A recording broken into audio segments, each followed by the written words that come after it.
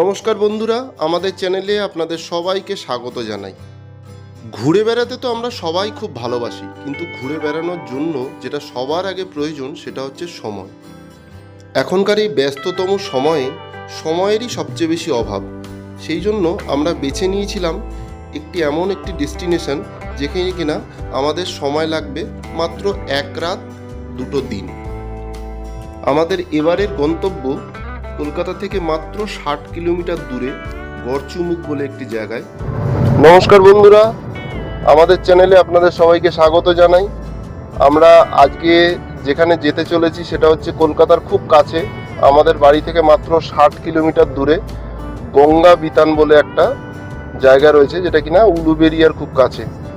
তো মাঝে আমরা একটু ব্রেকফাস্ট করে নেব কোনো একটা জায়গায়, সেখান থেকে আমরা এগিয়ে চলবো গঙ্গা বিতানের উদ্দেশ্যে। আজকে একটা ঝড় বা সাইক্লোনের আসার সম্ভাবনা রয়েছে, সেজন্য আমরা সবাই একটু টেনশনে রয়েছি। আমাদের সাথে আমার দাদা রয়েছে, বৌদি রয়েছে, ইউ রয়েছে এবং তার সাথে রয়েছে ইকু। তো আমরা এগিয়ে চলেছি গঙ্গা বিতানের দিকে।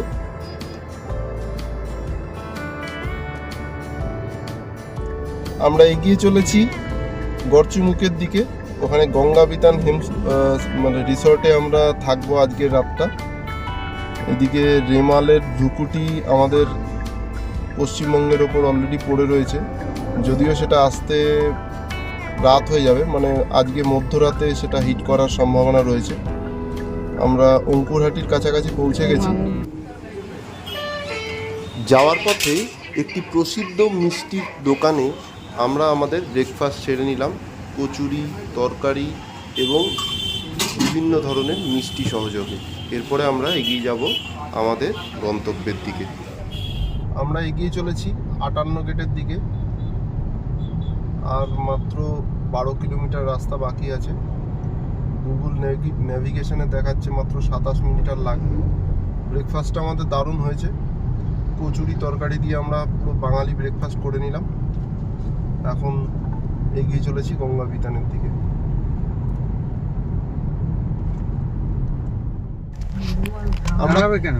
আমরা খুব কাছাকাছি চলে এসেছি আমাদের রিসর্টের নাম গঙ্গা বিতান, যেটা কিনা আমি আগেই বলেছি, মহেশ্বরী গঙ্গা বিতান। একদম 240 মিটার দেখাচ্ছে আমাদের গাড়ির জিপিআরএস।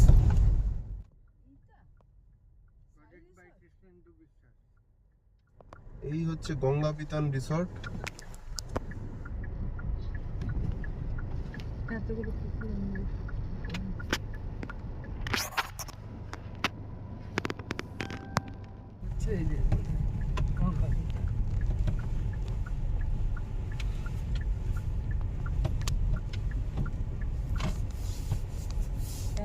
আমার কি মনে হচ্ছে বলতো,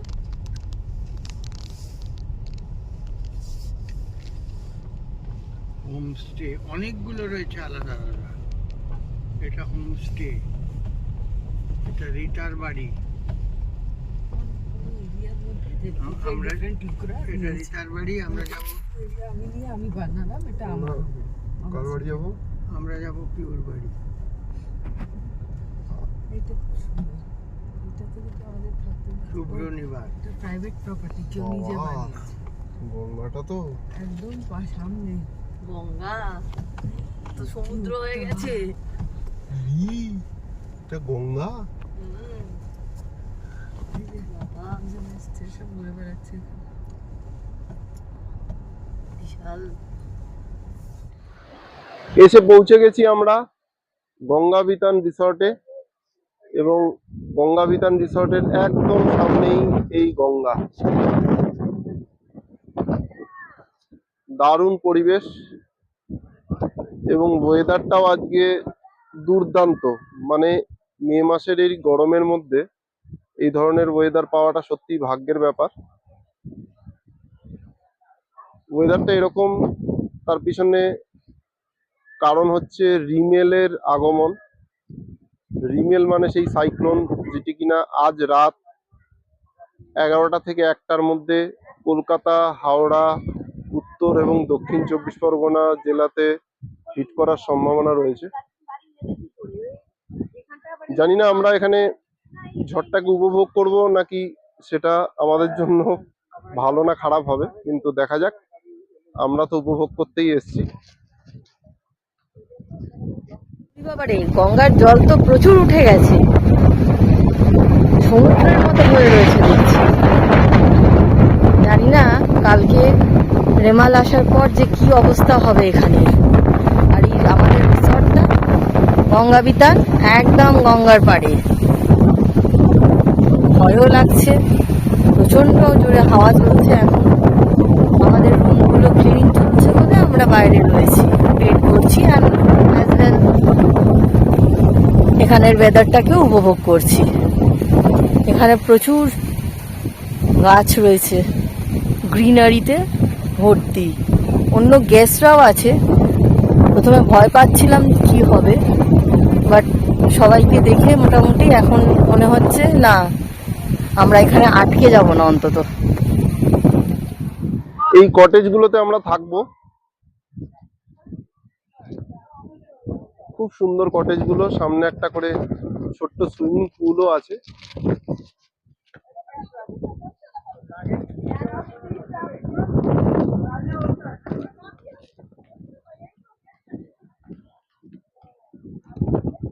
অলরেডি বৃষ্টি শুরু হয়ে গেছে এবং বৃষ্টির মধ্যে রিসর্টটাকে অপূর্ব সুন্দর লাগছে এবং তার চারিপাশের ভিউ এবং প্রকৃতি যেন উজাড় করে ঢেলে দিয়েছে সৌন্দর্য এই জায়গাটা।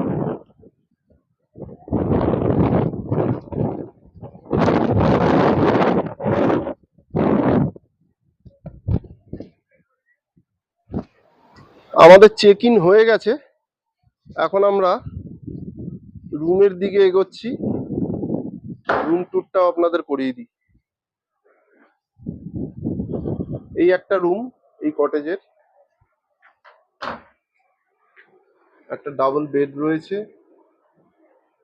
AC room.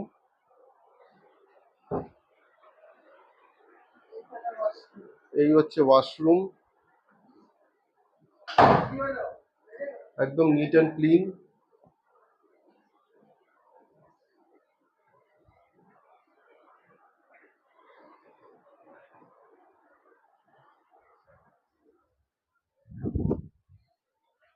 ভেতর দিয়েও কটেজের ভেতরে যাওয়া যায়। কটেজের ভিতরে আরো দুটো রুম রয়েছে।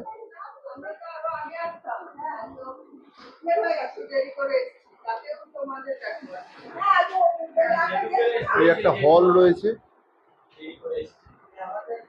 এসি হল।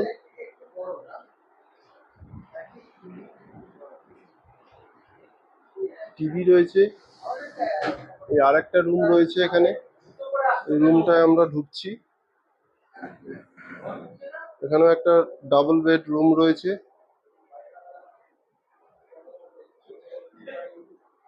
বেশ নিট অ্যান্ড ক্লিন। সামনে দিয়েই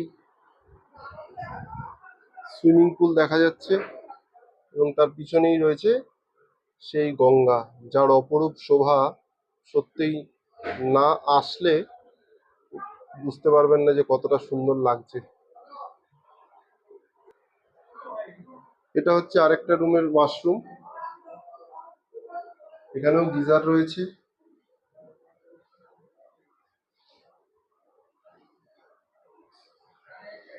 এই আমরা রুমটা থেকে বেরোচ্ছি আবার।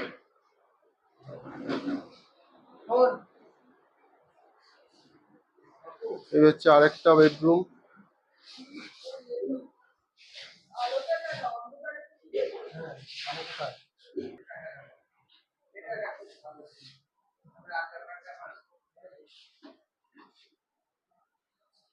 খুব সুন্দর রুম, ওয়েল ডেকোরেটেড।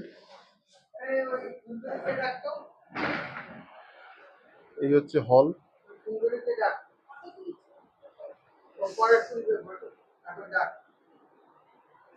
এই হল দিয়ে আরেকটা রুমে কানেক্ট করা যায়, যে রুমটা আমি প্রথমে দেখিয়েছিলাম। এই কটেজটায় টোটাল 3টে রুম আছে এবং প্রত্যেকটা ইন্টার কানেক্টেড, মাঝখানে একটা সুন্দর হল আছে। সুইমিং পুলে দারুণ মজা নিচ্ছে আমার দাদা আর আমার ছেলে। পিছনে গঙ্গা বয়ে চলেছে, দুর্দান্ত ওয়েদার।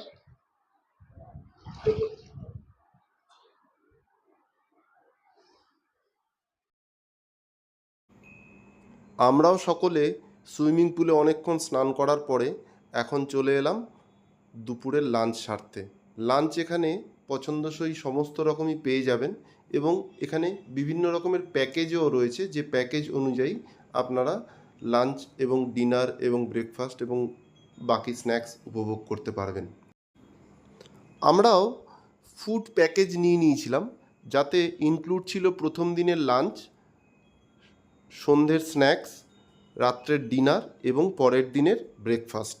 সব মিলিয়ে আমাদের খরচ পড়েছিল 1200 টাকা পার হেড। দুপুরের খাওয়া দাওয়া তো দারুণ হলো, কিন্তু এরপরে কি একটু ঘুমোবো? না না, বেড়াতে এসে আবার ঘুম কি? এরপর আমরা দেখতে যাব এখান থেকে মাত্র 5 কিলোমিটার দূরে 58 গেট বলে একটি জায়গায়। আমরা এসে পৌঁছেছি 58 গেট। এই 58 গেটে এরকম 58টা গেট রয়েছে দামোদর নদীর ওপরে, যেটা কিনা বাঁধ বেসিক্যালি, এবং ভীষণ সুন্দর লাগে এখান থেকে নদীকে।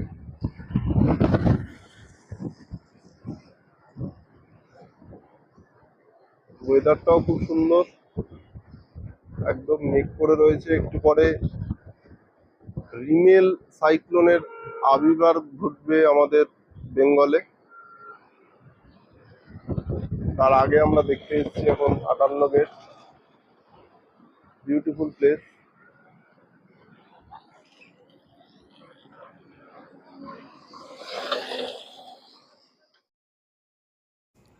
আটান্ন গেটের পাশেই রয়েছে মাছের বাজার, সেখানে আমরা পেয়ে গেলাম দারুণ একটি ইলিশ মাছ। ব্যাস হয়ে গেল আমাদের ডিনারের অ্যারেঞ্জমেন্ট। দারুণভাবে কিন্তু আমরা এনজয় করতে চলেছি ইলিশ মাছ ভাজা এবং তার সাথে ইলিশ মাছের ঝোল। ইলিশ মাছ কিনে আমরা ফিরে এলাম আমাদের রিসর্টে। সন্ধে নেমে গেছে, এখন রিসর্টের বাইরে দাঁড়িয়ে আমরা উপভোগ করছি দারুণ সুন্দর প্রাকৃতিক সৌন্দর্য। দেখতেই পাচ্ছেন কি দারুণ লাগছে এই সময় গঙ্গার ধারে আমাদের রিসর্টটাকে। মায়াবী আলোয় যেন সেজে উঠেছে আমাদের এই অপরূপ সুন্দর গঙ্গা বিতান রিসর্ট।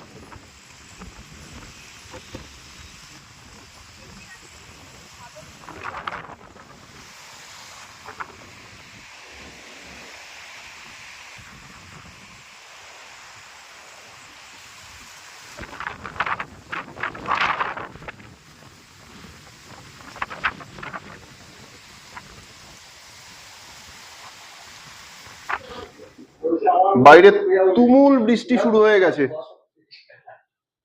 আর ভেতরে আমরা এখন সন্ধ্যের চা, তার সাথে টা, মানে টাটা কি সেটা হচ্ছে চিকেন পকোড়া উইথ পেঁয়াজি, চিকেন পকোড়া উইথ পেঁয়াজি অ্যালং উইথ চা। তার সাথে আজকে আইপিএল ফাইনালও রয়েছে। আমরা সবাই মিলে এখানে কেকেআরকে সাপোর্ট করছি।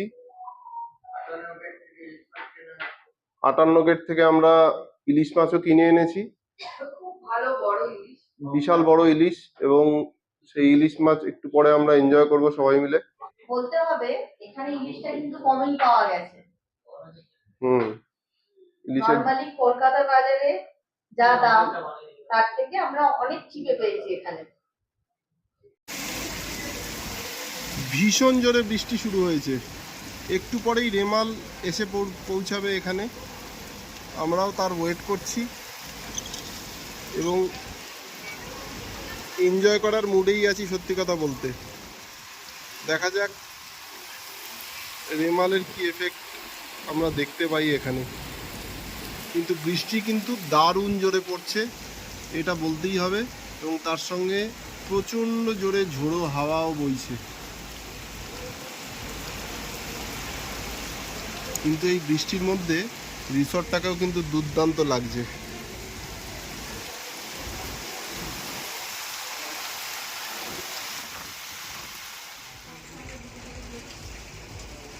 সবাইকে সুপ্রভাত।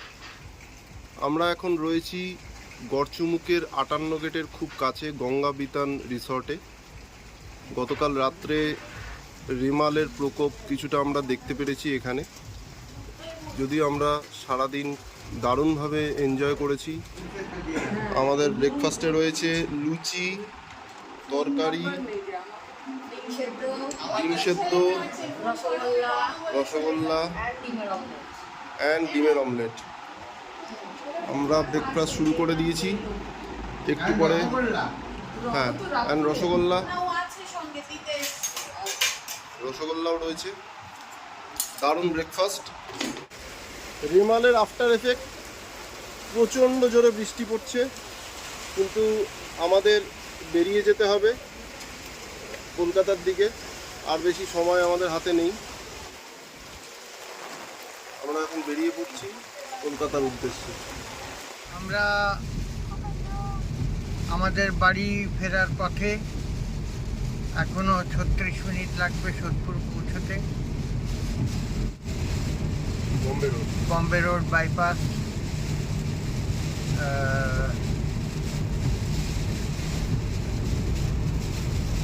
চারিদিকে তুমুল বৃষ্টি হচ্ছে আর ভীষণ রকম বৃষ্টি, ইনক্লিমেন্ট ওয়েদার, সুপার সাইক্লোনের মধ্যে দিয়ে কোনো রকমে আমরা ফিরছি। তবে আমাদের একদিন এক রাতের স্টে গঙ্গা বিতানে দুর্দান্ত কেটেছে, একদম 10 আউট অফ 10। এখন ঠিকঠাক মতো বাড়ি পৌঁছে যেতে পারলেই সব ঠিক। এটা নতুন ধরনের এক্সপিরিয়েন্স। বৃষ্টি এরকম নর্মাল ওয়েদারে তো আমরা যাই, কিন্তু এইভাবে গিয়ে এই ধরনের একটা ক্লাইমেট ওয়েদার খুব ভালো লেগেছে। বালির দিকে সোজা চলে গেলে দিল্লি রোড, ডানকুনি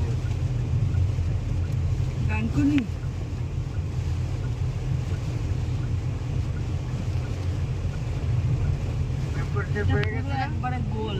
হ্যাঁ, হয়ে গেছে। হ্যাঁ, অনেক ডিপ কার্ভ।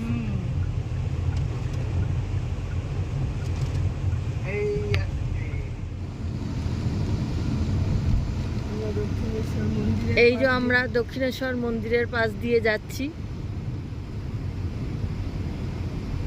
মন্দিরটা এই দেখা যাচ্ছে এখন। এখানেই আমাদের যাত্রা শেষ হলো। আমাদের চ্যানেলটা দেখার জন্য ধন্যবাদ। সাবস্ক্রাইব করার জন্য। তো বন্ধুরা, কেমন লাগলো আমাদের একদিনের উইকেন্ড ডেস্টিনেশন?